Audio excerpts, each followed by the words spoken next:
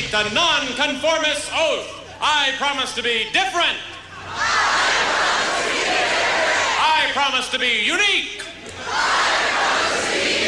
I promise not to repeat things other people say.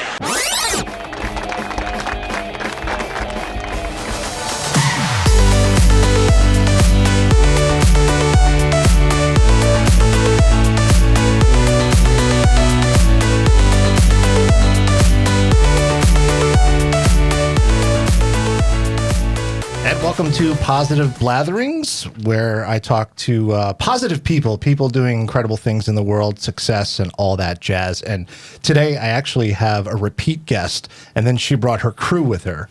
So Allison Roberts was here, and it's kind of funny because when we were here last, or when you were here last, we didn't even talk about Impact Interactive. I know. We finished up, and I was like, oh, wait, weren't we supposed to talk about something really cool? Mm-hmm.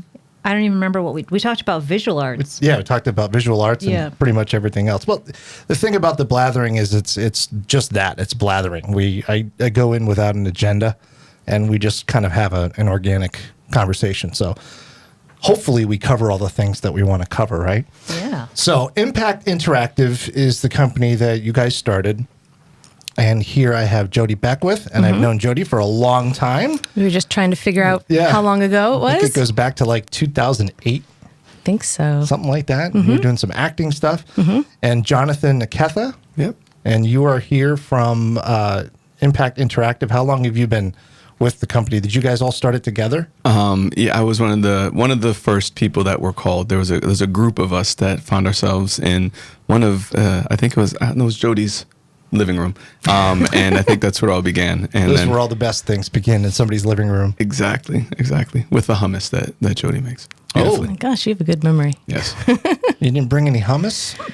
Not today. All right, next time. So obviously, let's see, who's the best one to talk about what Impact Interactive does, what you do?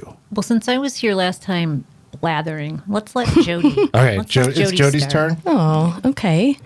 Well, Impact Interactive is a theater-based training company, and we use a variety of different interactive theater techniques and trained performance educators, which are actors, to open up dialogue, challenge assumptions, and do some problem solving around issues that are important to people.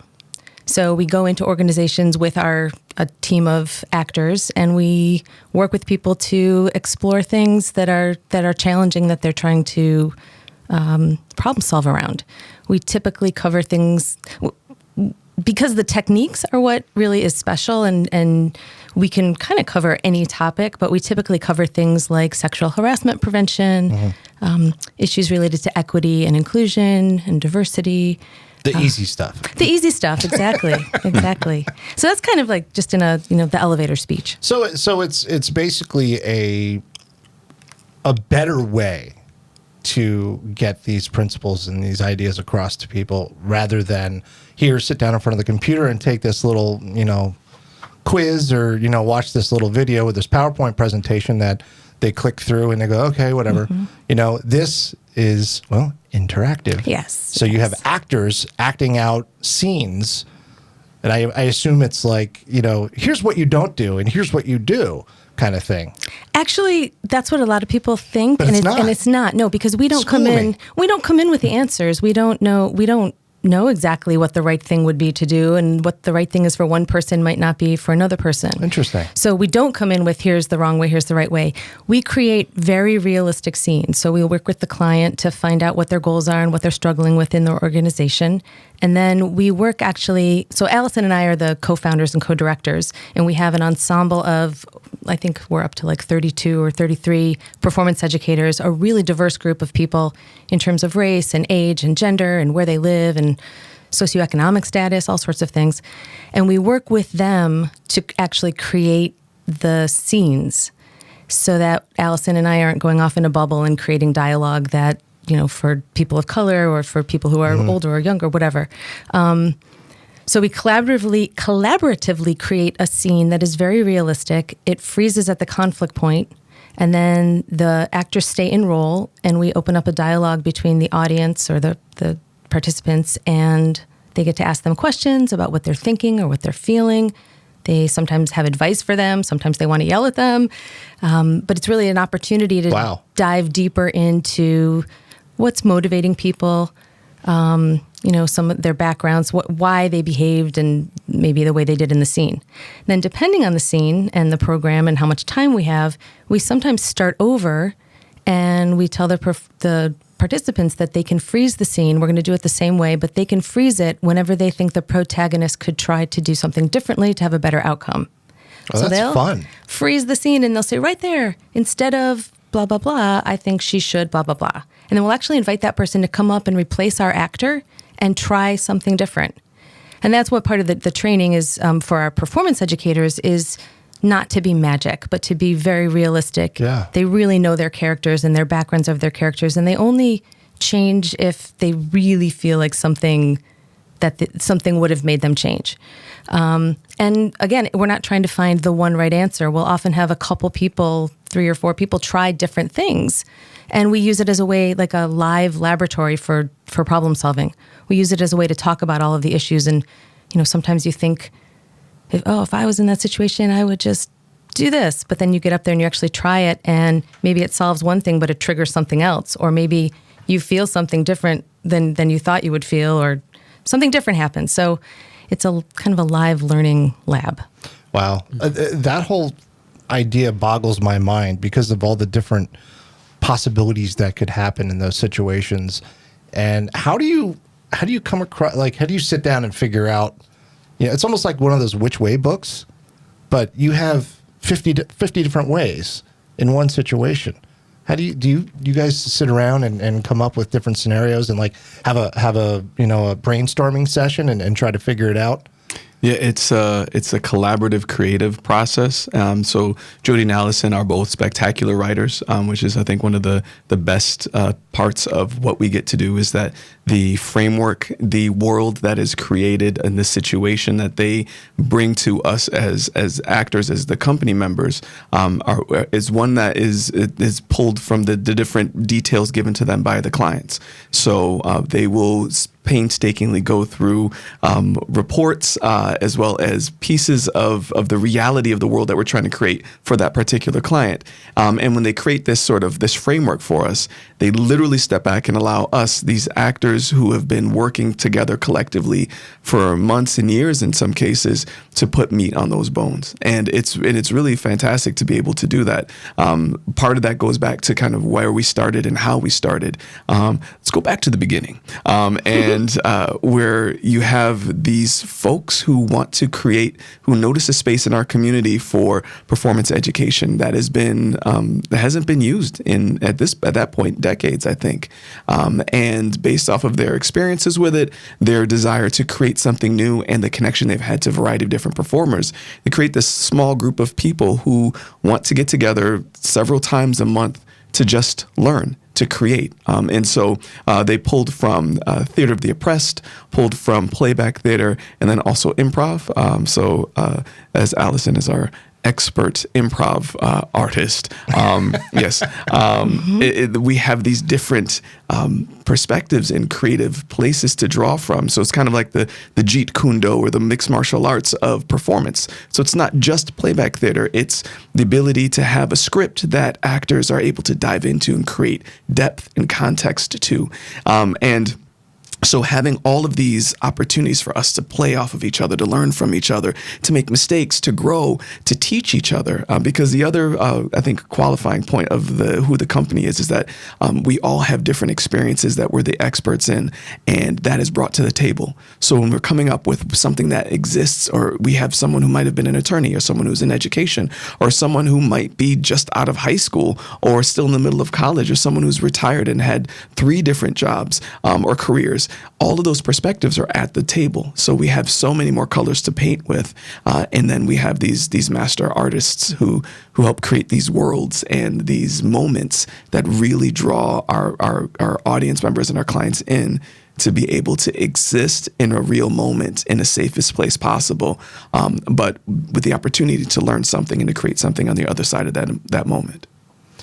And obviously you have to be good communicators, because I don't think I could have gotten through what you just said in without losing my place. That was amazing. You must have some incredible people that work with you as far as the talent, actors and stuff, because it goes beyond acting from what I could see. I mean, it's really a real world situation that people have to react to, and you don't have. I mean, how does that work? Do they have lines? I mean, I know you see writers and you write some parts to it, but. So there's a couple different things. So first of all, I just want to say Jonathan is one of the most brilliant facilitators that we have at Impact. He's really great at.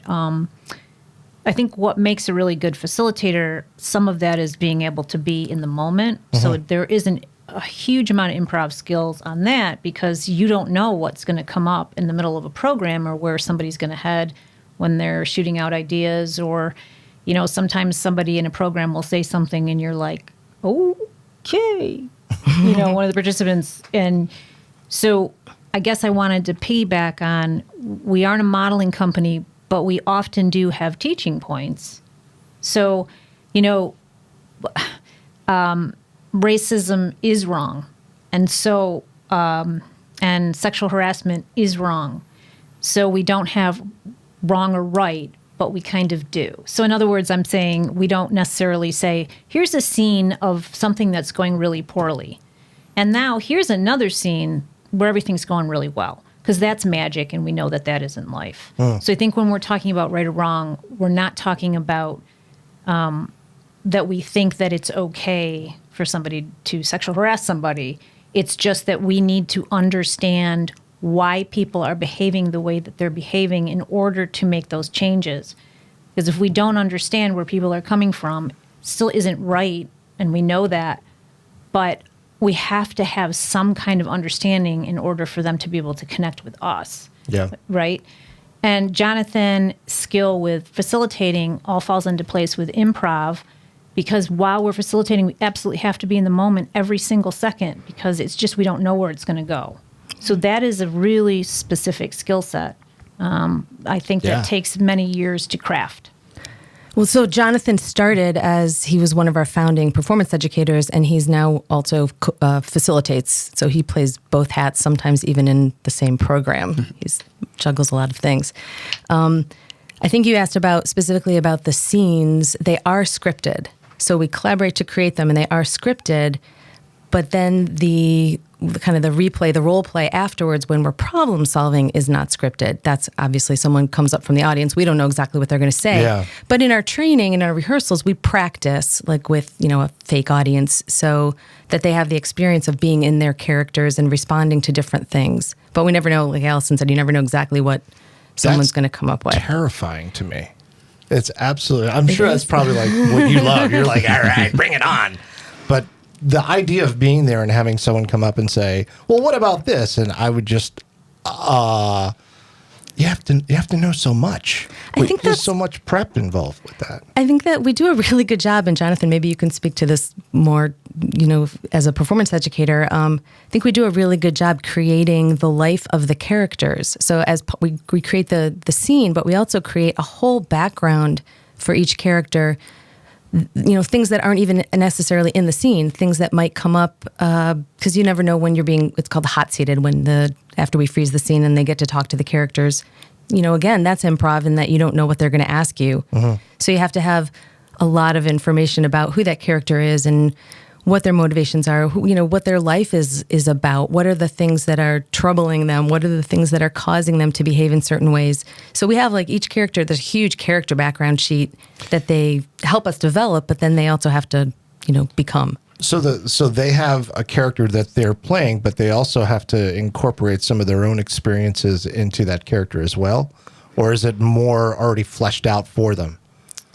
We flesh it out together. Yeah. I think that's the part of it. So if the four of us were here and we were, we had an idea of what our scene would be, and we're trying to figure out if the four of us are being hot seated, so we have other members of the audience asking us questions, we'd want to make sure that we have our own internal sort of locus and what moves and motivates us, but at the same time, making sure that what we're saying is unique and specific from what someone else would be saying. So that way we each have a moment to shine. And if at any point in time the entire focus is on you, the bad person, the one villain in the story, folks might want to try and change that type of behavior. So how could we still be there, understanding that that might just be that moment might be for you, or that they might be speaking to the person that your character represents in their community or in their space. So it's all about preparing ourselves for it and then making sure that we give enough pushback,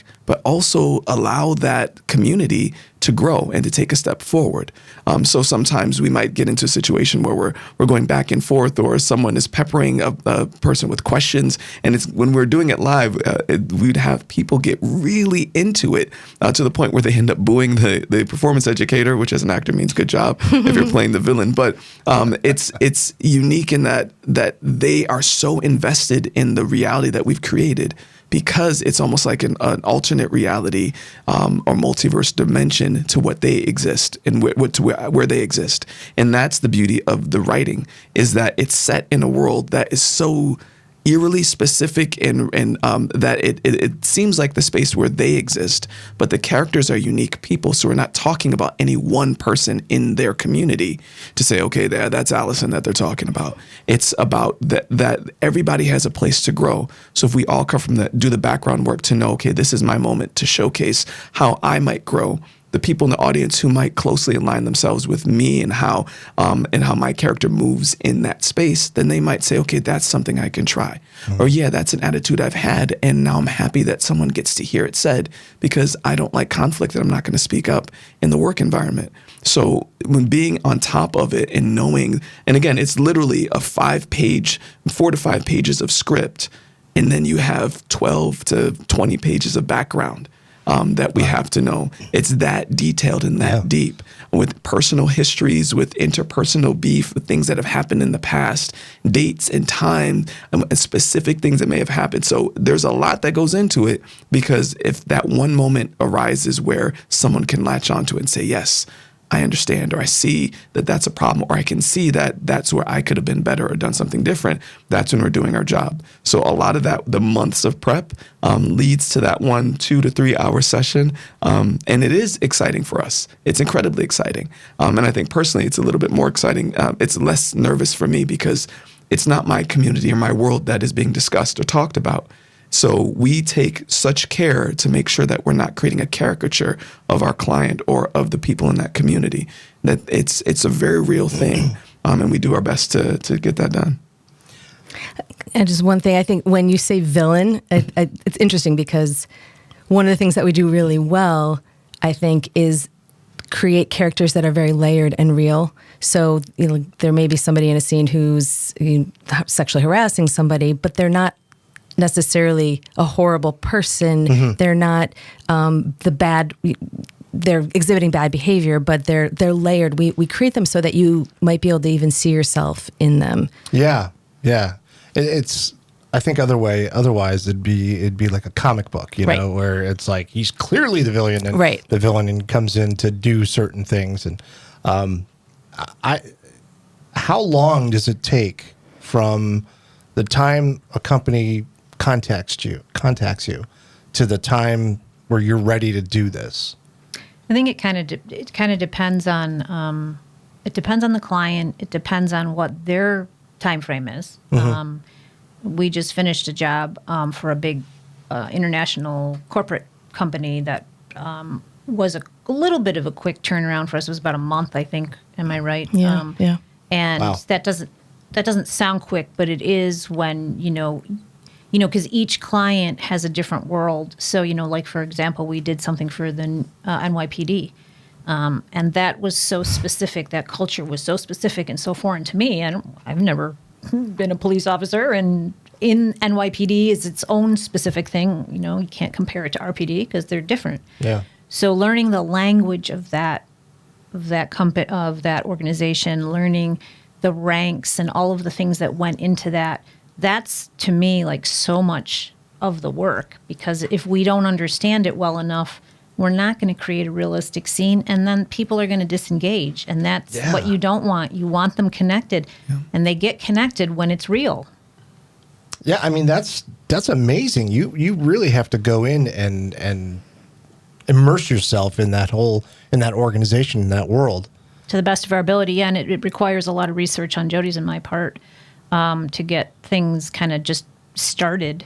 Like this last one was a banking company, so we ended up talking to somebody we know who's in finance, just because we were like, is this what somebody might say? Is this a realistic thing that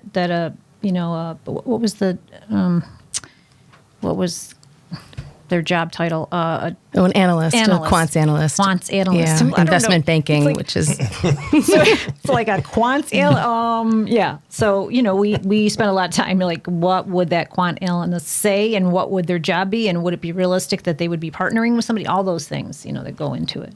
And then we involve the client too, correct. Right? Yeah. Sorry. No, it's okay. Involving the client. And then, of course, really important to involve the person who is going to co-facilitate with us.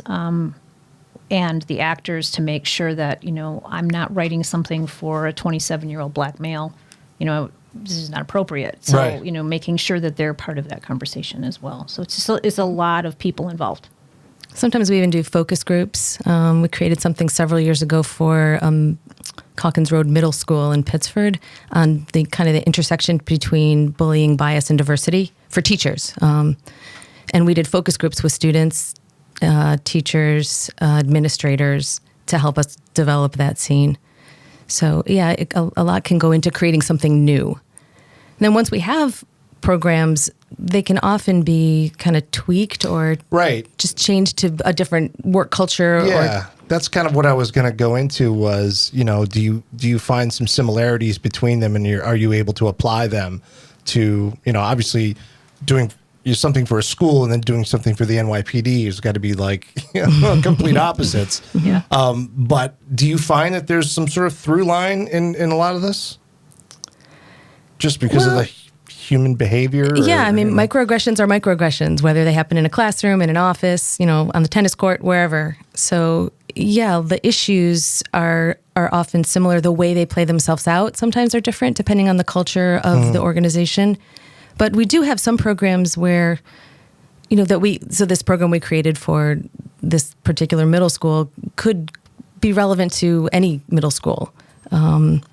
Same thing with this one, with this investment banking company. The same scene could be set in a university setting with professors talking or with, any kind of an organization. We could tweak some of the language and yeah. So if you start doing a lot of various clients, now you're kind of creating a cache of information that you can apply to new ones. Mm-hmm, mm-hmm. And then would that decrease your prep time in any way? Have to be some, a little bit. That's the question. I mean, I know you don't want to treat anything cookie cutter, right. But if you did a bunch of schools and then you had a bunch of schools, and you could say, all right, well, from the first school that we did to now. It doesn't take as long to put it together. Yeah. And Uncomfortable Conversations is one program we have, and that's a virtual program. That was the first virtual program we ever created because we were always live. So when COVID hit, we really weren't sure if we were going to make it because we thought this could potentially close us down, right? Yep. So we came up with a virtual program that actually we really felt very proud of, and Jonathan facilitated that. That took place, actually, it was 2 scenes. You follow a protagonist at work, and she worked in a car dealership, and then you followed her having a conversation with somebody in her family, because that's a whole other, kettle of fish there. And Jonathan facilitated that program for some colleges. So even though it was set in a car dealership, he was able to shift that to how does this look in your organization? How does this look in higher ed? And I was very successful with those colleges. Yeah, and I think we can understand why it's an issue, why it is an area of concern, and why people might want to address it. And I think that is the sort of the underlying and overarching kind of umbrella, I suppose you could say. Insert imagery here. But the reality is for each client or any group or anyone who's going to come to this or any of our workshops, it's how to help lead them to the place where they can discover why it's important that their culture, their community gets it right. Why is it an issue in the world is one thing, and we can address that, but why it's an issue for that particular community, and then empowering them with the attitudes and the skills and the knowledge to be able to create a path forward. And sometimes that happens after we've finished our work, and we can just check back in on them.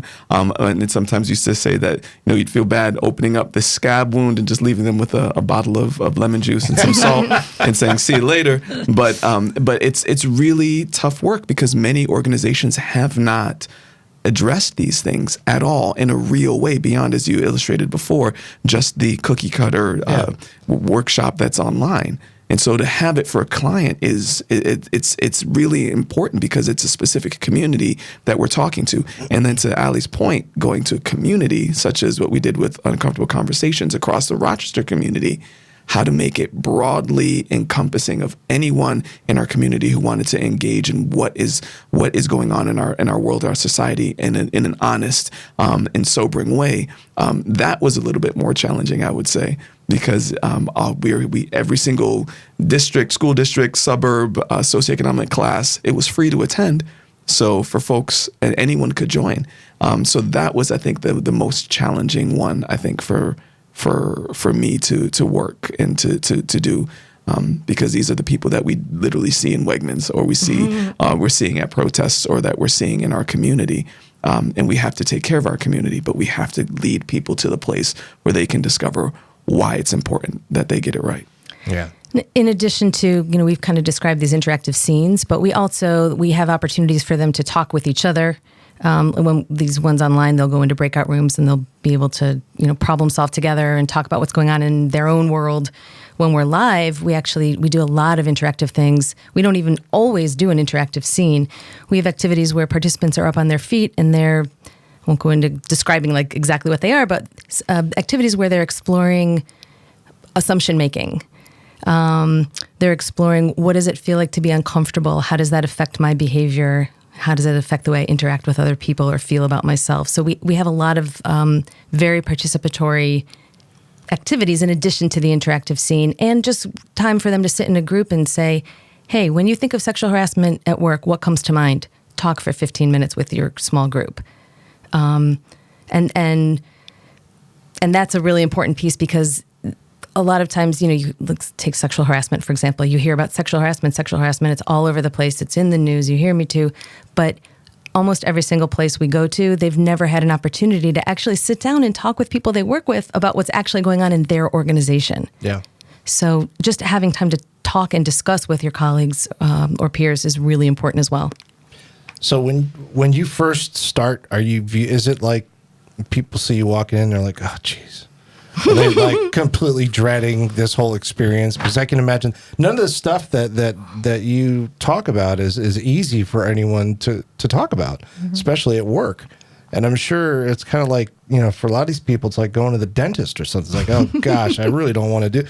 But I can imagine that when they're done, they're like, wow. Yeah. That was amazing. Like, that's got to be really fulfilling to have that kind of a turnaround for people. It is. You see people when we were live, sure, there were people who, were more open to it than others, of course, but you would see people with their arms crossed and, and by the end they're leaning forward in their chair and they're the ones who have their hand up, through the whole thing. So that is very satisfying, because at least you've touched them some way. They've connected somehow, and that's the thing with theater-based training, is it's very visceral, and it hits you in emotion, and people change when they feel. Yeah. They don't change when they don't feel stuff. You have to feel something in order to initiate that change, and you have to want to do it. And that's why I think this kind of training is so powerful, because that's what happens. It's very hard for people to disengage from this. They have to really work on it. I think developing empathy is a huge piece of what we do. Being able to get inside the minds of other people and understand why they might behave a certain way is huge, really huge. I think one of the more beautiful things is having a community find the way to call out a behavior Because it's not about saying you are wrong, you're the wrong individual. It's about identifying the behaviors that are toxic and negative. And once those sort of surface, I'll never forget one person, we were having a sexual harassment workshop, and this one person spoke up towards the end because folks are trying to say, well, that's not, we don't do that here. That doesn't happen here. That doesn't happen here. And this one person spoke up and they said, you all know it does. And they, I mean, and this was one of the people that was quiet. I mean, engaged, but quiet. And to be able to have that mirror held up in front of that organization, and then to have the community itself be able to hold themselves accountable, that's when it works. Because if the outsiders are trying to hold you accountable, we leave. Yeah. You know, and that moment, I'll never forget that moment, because it was a very long day. And that's the other thing too. When it's a very long day, people are like, okay, I'm not working. I'm just going to sit back and close my eyes or try to have an earbud in or something like that. But that was someone in the community calling to the table the folks who perpetuate those behaviors in a way that says, we know we can be better than that. And it was said and done with the amount of love and accountability that we could not manufacture. That's what I talk about when I say helping lead them to that moment. But that's one I think that'll always be with me. And we set up shared agreements so we don't, to your question about people sitting, being worried about what's going to happen in the program, it varies what they're told by their company when they're, some of them know more or less about what they're about to experience. But we start by setting up shared agreements to help create, we don't know what people have experienced, to help create a room where people feel more comfortable taking some risks and being honest and sharing thoughts and feelings. And we hold to those. We really, they're really part of the program. And I lost my train of thought. I was going to say, go ahead, go for it. I was going to say with something that Jonathan said, to me, the very best thing is when the participants kind of call each other out. Because that's when you know that change is more potentially going to happen, because they are the ones who are realizing it and calling each other out on it. So, our job isn't, yes, we sometimes have teaching points in sexual harassment. Yes, we have to talk about what is quid pro quo, we have to do those things. But for them to call each other out, then we know we're not saying, so if somebody says something off color, we might call it out. Certainly, we're not going to sit back and just let it fly. But at the same time, being able to turn around and go, so what does everybody think about that comment? And then it's like, Do you have times where, I mean, this has to happen, where people just totally did not realize that what they were doing was, inappropriate or offensive, or they just didn't see it? Absolutely. Yeah. We as a matter of fact, Flower City, we did a job for Flower City. What was it? Flower City? AmeriCorps. They were having a lot of issues with sexual harassment. And we did a program there, and we did this one interactive activity that we do where the actors, a participant will tell a story, and we said, tell us a story, a time when you felt you were treated poorly based on things that you can't control. Your gender, your race, and how that felt. And somebody would share a story, and then the actors stand in line, there's 4 of them, and they do a sound and movement. So this sounds very ethereal, but it's really powerful. They do a sound and movement that reflects the essence of that person's story. Mm-hmm. And it's very powerful because it's you take those feelings and you hone them right down to just this sound and movement. And there's something about it, and you have some really talented actors doing it who are able to do it well. And this one man stood up and told a story about how he was treated very poorly for being a black man among most white men, and how awful that experience was for him. And the actors portrayed that back, and he burst into tears because it really resonated with him so powerfully. And in this case, he was one of the people who was being called out for sexual harassment constantly.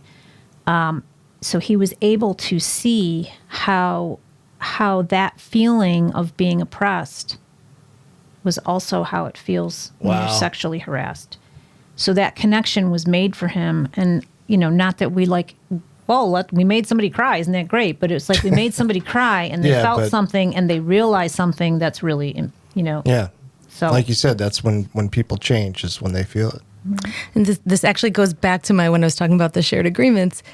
When you say that people call each other out, part of the shared agreements have to do with setting up some ways of speaking. So respectful language, using I statements, I think, I feel, so that you're owning your thoughts and feelings. So they're not calling each other out like you're a, expletive. They're doing it in a way that's respectful and real.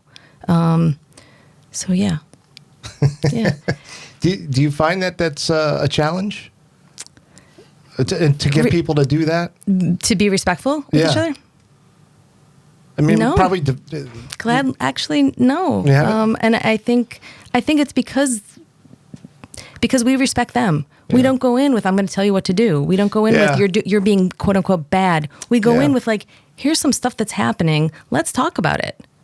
Yeah, I think with that approach, people kind of, let their guard down a little bit more, and they're not so on the defensive. Mm-hmm. And also, they're not. They realize that we're not here as representatives of the power structure, and because that power dynamic is something that we always have to sort of do a temperature check of when we get into the room. Who's there at the beginning of the session? Does the senior leadership stay throughout the session, or do they just come in, open it, and then take off and leave? Figure this out amongst yourselves. So you have, I think one of the things that, if it comes to the surface and it's an honest reflection of where these people are in this community, is sometimes that heat is not towards individuals at that level. It might be towards the leadership, and then it comes out that communication or lack thereof is one of the biggest negative contributors to the dynamic, and that has to be taken into account. So while we still do talk about what we were brought there to discuss, that the environment, we kind of zoom out by another power of 10, and then everyone there is able to shine that light back on the behaviors of management in a way that hopefully makes it a little bit easier for folks to call it out. And that is a space where we literally are facilitators. We're not here to wag our fingers at people and tell people that they're wrong. It's about just highlighting, exploring, uncovering, and being real about what we find. And you know what? People getting a little worked up or a little angry in those sessions is also okay too. I think that's really important, that,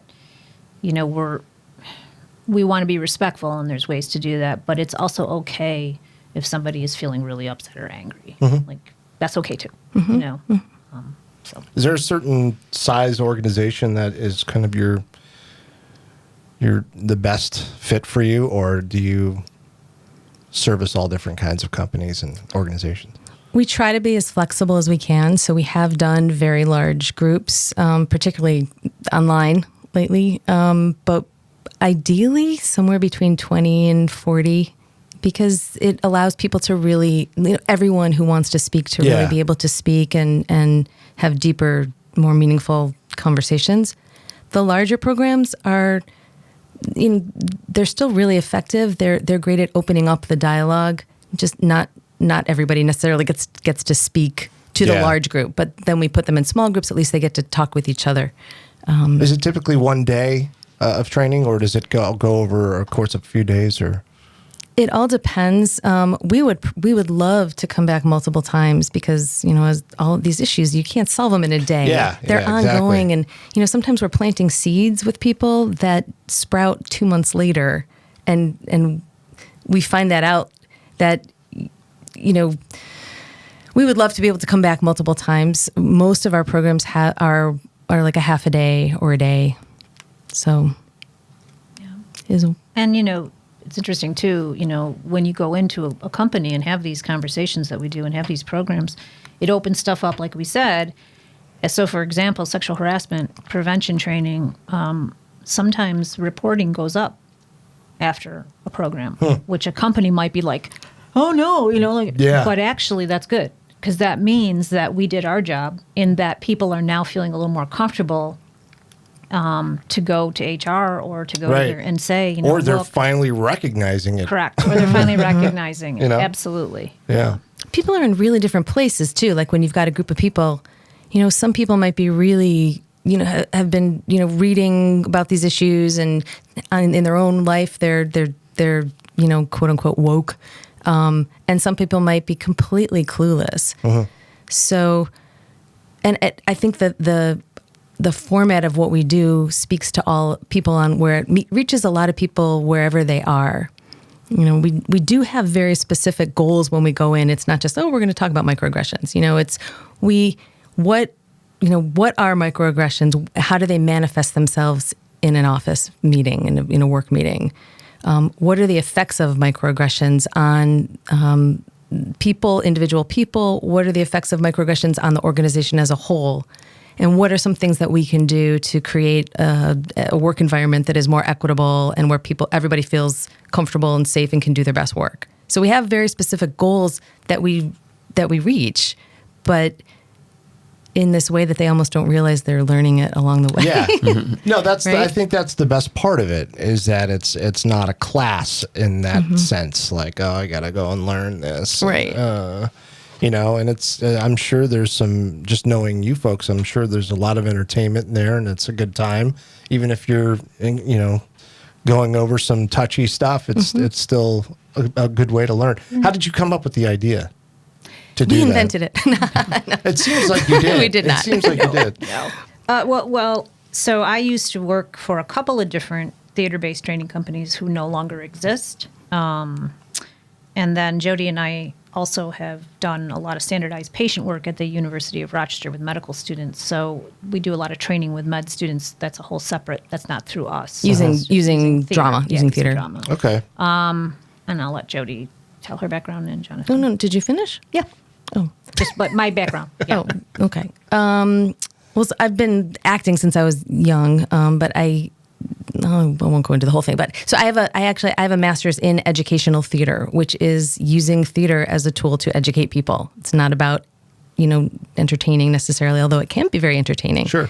So when I finished that degree, I came back to Rochester, and I actually started a teen theater troupe that did similar work, but with teen audiences, went around to schools and did things related to sexual decision-making and dating violence and things like that.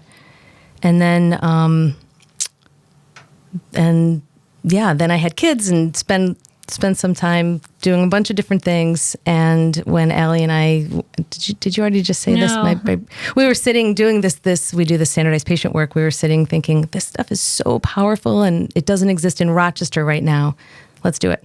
Yeah, pretty much. So we didn't invent it. No, there are classes, there are degrees in interactive theater. Some of our techniques, I think Jonathan mentioned, playback theater and theater of the oppressed are like pedagogical, they're theater pedagogies that use theater to teach and develop empathy and connect people. So I think it's a shout out to Rochester, is that it is a small place, but those small circles of good people who are doing the good work in unique and genuine ways, they overlap in so many different ways and places. And so I did spend some time also as a standardized patient, and being an actor responsible for a character and specific things about that character that have to be real for a medical student who is testing. You have to care about the lesson. Not just about the kid who is struggling because maybe they're a little bit anxious about what's going on. You have to care about the lesson, but you also have to care about them learning how to take care of people in the future. And so it's kind of like we're putting into the world what it means to care for someone. Yeah. And so a good number of the members of the original company spent time as standardized patients. A good number of people have been a part of the theater scene here in Rochester and done shows together or improv together. And many of us, and I do want to shout out a good friend to many of us, the late great Arthur Brown, who did a lot of this work in the past with Jodie and Allison before I jumped into this whole world. And knowing that we're all connected in unique, genuine, and meaningful ways to what it means to teach our community through this gift and this calling and this craft of theater is I think what keeps us together, and it helped us, as Allison mentioned, when the pandemic hit, to still reinvent ourselves and to develop yet another way to address the need in our community to meaningfully engage in some of these conversations that oftentimes we just want to run away from. So I think we have the right people, and the right people find themselves here, and we challenge each other. We teach each other. We call each other to account for things that are going on, that aren't going well. We support each other through difficult times and really good times. And I think that we have the right people with the right heart, and with this right framework, we're able to do some really, really good work.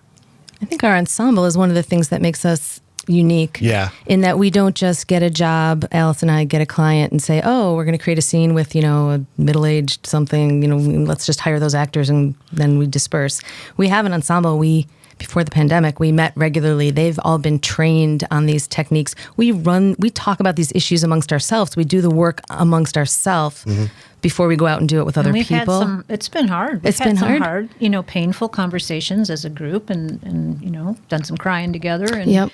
We challenge each other. We have to do that, and it's ongoing. It has to be ongoing. Yeah. And some of our actors, we have we've got equity actors, and we've got people who actually are very new to acting. I think you had mentioned at the beginning that, you have to be very real. Yeah. It's not stage acting. It's very intimate. And so, we have some performance educators who don't have a, long resume of theater or they're naturally so good. Mm-hmm. I remember looking at the list of folks that you have, and I know quite a few of them. I bet you do. And they're all fantastic. They are. And kind of speaks to what you were saying with just this community, Rochester.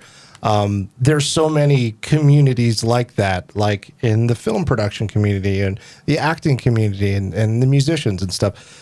And a lot of those overlap. And it really, me not coming from here, not growing up here, growing up in South Florida and moving here, I feel more at home here than I ever felt down there. Interesting. And I absolutely love it up here because of people like you and because of the things you're doing. So thank you. Thank you for that. And I also want to add to that the door is always open as well. There have been some great people who, for life has shifted and they've moved to different places or to England or to wherever they've gone. But the door is open because we want to have people who want to do this work. And so new people who, we've been doing this for how many years now? It's 6 going on 7, right? And now we have newer people coming in who have newer truths to tell, who create a new world and a new texture that we can paint with when we have an opportunity to do so. So the door is open. So, I like to plug the opportunity for folks who might like this type of work or may have had experiences who want to learn more about Impact Interactive, that there's opportunities that open up regularly for folks to audition and to try and see if this is a place where they can lend their skills to the work that we're doing. It's a perfect segue because I was just going to say, how do people get a hold of you? How do they find out if they want to join your organization and work with you or hire you? So Impact Interactive? Yeah, it's impactinteractive.org is our website. And our Gmail email is impactinteract@gmail. Impact Interact. Yes. At Gmail. Yeah, the website really probably is the best way to just get a sense of what we do. You can see all of our performance educators, and you can contact us that way through the website. And the link will be in the show notes and whatnot here. Wonderful. Thank you so much. I appreciate it. I know it was kind of it's a challenge to get 3 people or 4 people at the same table to talk, but it's been a lot of fun, and I'm inspired, and I thank you. Thank you for so having much. us. Thank you. Having Appreciate conversations like this actually is really helpful. 'Cause, it's hard to run a business, and it just reminds me, it makes me feel so happy about who I work with and just makes me feel good about the work that we're doing. So thank you for reminding us.